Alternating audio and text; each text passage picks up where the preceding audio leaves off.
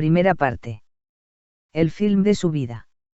Ante mis ojos se desarrolla mi vida como un film, alegrías y sufrimientos, mi matrimonio y mis hijos, y las obras de la cruz. Capítulo 1. Hija de México. La tierra de volcanes, el ambiente familiar. Conchita es hija de México.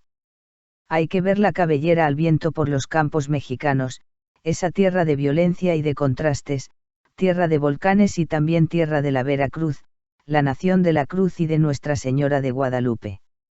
A lo largo de su existencia aparecerá el contraste de una vida cada vez más divina bajo las apariencias más ordinarias. Una palabra afloraba constantemente a los labios de aquellos que la conocieron y a los que interrogué durante mi primera estancia en México: sencillez. Conchita era de una sencillez evangélica. Al evocar su infancia y su adolescencia en las haciendas y ranchos, la vemos surcar en barca remansos y riachuelos, arrojarse al agua o lanzar a ella a sus compañeros o a las empleadas de su padre, reír de buena gana, convivir indistintamente con todos. Apasionada por la música y el canto, dotada de una voz muy hermosa, más tarde compondrá los primeros cantos a la cruz y los cantará acompañándose ella misma al piano. Es joven, es bonita, tiene una mirada que atrae y que conservó una fascinación extraordinaria sobre todos los que la conocieron, hasta los últimos años de su vida. Ella misma nos cuenta en su diario, con su estilo espontáneo de incomparable frescura, sus primeros años vividos en el medio familiar. Mis padres se llamaron Octaviano de Cabrera y Clara Arias, los dos de San Luis Potosí, ahí se casaron y nací yo. Mi madre, muy enferma, no pudo criarme y batalló en mi lactancia. Por fin un día que me estaba muriendo, mandó el médico que violentamente me sacaran fuera de la ciudad, a una hacienda. Entonces de lástima se ofreció la esposa del portero a seguirme criando, dejando su hijito con otra nodriza. Esta mujer me salvó la vida, se llamaba Mauricia, yo la quise mucho, y cuando tuve uso de razón y comprendí lo que le debía, mucho más. Iba yo tan grave en aquel camino, me decía mi madre, que no se atrevía a descubrirme la cara, creyéndome muerta entre sus brazos. Autobiografía p. 6-8. Mi patria es San Luis Potosí, en donde nací en una casa propia de mis padres frente a la iglesia de San Juan de Dios, donde me bautizaron. En esa casa viví siempre, salvo un poco de tiempo que nos cambiamos mientras la componían. De ahí salí para casarme, y ahí, por cuestión de salud, nació Ignacio mi hijo. Ahí murió mi padre y mis hermanos Carlota y Constantino, autobiografía 367. Mis padres fueron excelentes cristianos.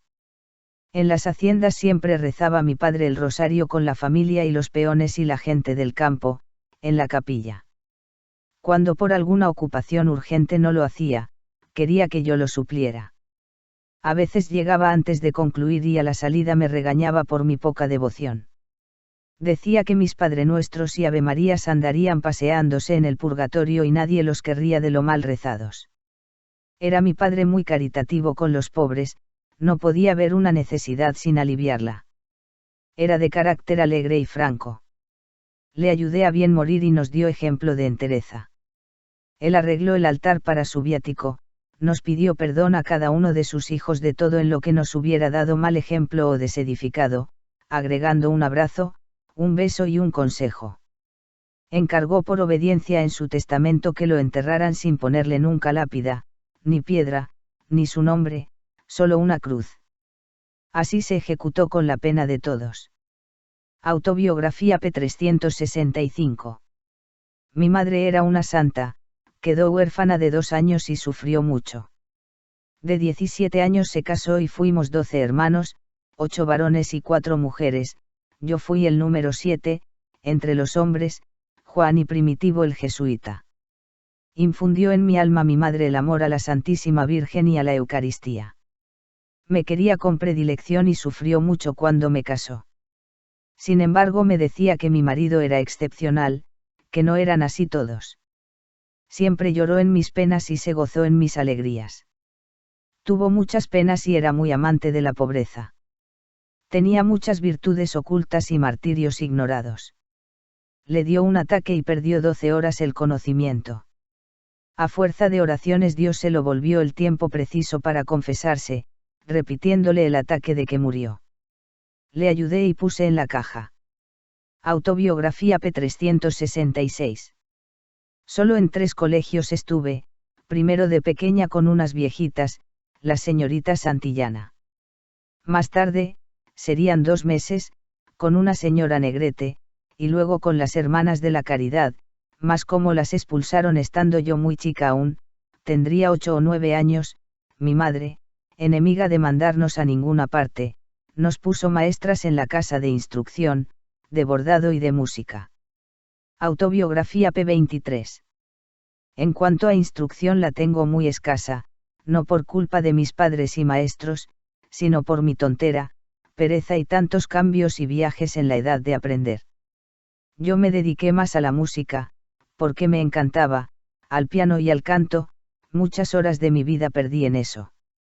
Dios me las perdone. De cosas de casa sí nos enseñó mi madre desde fregar suelos hasta bordar. A los 12 años llevaba yo el gasto de la casa. En la hacienda, desde ordeñar, hacer pan, cosas de cocina. Nunca nos dejaba mi madre en la ociosidad teniendo sobre esto un cuidado especial. Remendar, y coser cuanto hay, dulces y adornos de repostería lo mismo, cuidando además de humillarnos mucho y de no dejarnos levantar la vanidad. En modales y eso, no se diga, mucho trabajó la pobrecita sobre el particular. Cuánto nos enseñó a contrariar la voluntad. Muchos domingos nos llevaba como paseo al hospital, a ver muertos y heridos. Apenas había un enfermo grave en la familia, desde muy niña me llevaba a velar y a servirles en cuanto podía. Me hizo ver morir a hombres, mujeres y niños, ricos y pobres, enseñándome a no tener miedos, ayudarles con oraciones, vestirlos, tenderlos. Ni a mi padre ni a mi madre les gustaban los melindres. De 6 años me subieron a caballo sola, y la primera vez se espantó sobreparado, y me caí. Acto continuo, sin dar importancia a mis lágrimas, mandó mi padre que tomara un vaso de agua y otra vez arriba. Así les perdí yo el miedo a los caballos, llegando a tener hasta vanidad de montarlos muy briousos y que a otros tiraban. Los caballos me han gustado siempre mucho y varias veces aquí en México, que me llevaba mi marido al paseo, lo único en que me fijaba era en los caballos, las gentes me parecían todas iguales. Autobiografía, p. 5 a 6.